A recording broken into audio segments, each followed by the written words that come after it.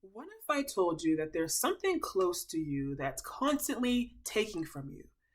That this thing is so familiar, so cozy, but is actually constantly stealing from things that you need to be happy, fulfilled, and successful. Well, this is not only true, but it's also a lot more common than you think. So, hi, my name is Keisha Dent. I'm a certified mindset hypnotist. I'm the author of Life Change Now. And today I want to talk about our relationship of between us, our mind, and the past. So, as human beings, the past is something that is very, very familiar to all of us. It's something that the mind naturally will tend to gravitate to and hold on to all the time. And as a hypnotist, I help people to be able to change ingrained, unwanted, toxic habits, to be able to overcome things such as negative thinking, negativity, be able to overcome fear, anxiety, unwanted, and unhealthy habits and repetitive behavior, to be able to make lasting and deep change in their lives, to be able to change patterns and to move forward.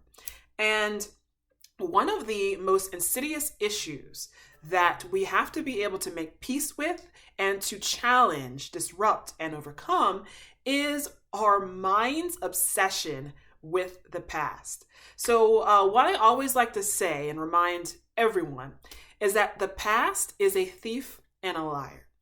And this is really important to understand, is because as we continue to get older, our minds generally will prefer to hold on to the past. It will tend to take past things that have happened to you, especially past pain, especially painful episodes, times when you were hurt, when you were attacked, when you were just even scared or meant to feel in a very uncomfortable way. It will tend to hold on to that and obsessively, number one, give it meaning. And number two, become obsessively concerned with not ever letting that happen again. And this is something that can serve us well if you are in a very dangerous and uncertain situation, as we often were when we were earlier along in our evolution, when we were very new on the planet and had to learn how to be safe and not be eaten by animals and not to eat the wrong plant, etc. But it's something that actually can be very, very harmful, very stagnation creating, whenever we're talking about becoming self-actualized in a world that has changed, in a modern 21st century situation, 21st century world that we live in right now. And the way that our minds work, the older we get, the more we tend to crystallize into place.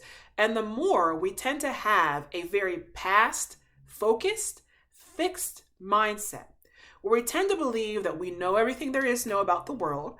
And we kind of stop learning, we stop pushing, we stop questioning, and we stop becoming more open to other things happening.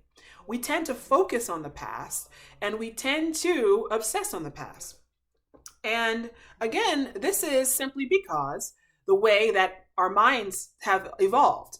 And in the past, living in, again, a very uncertain world, having a extreme focus on the past actually helped us to survive. But finding ourselves in the modern world, the contemporary world, this more than often will get in our way.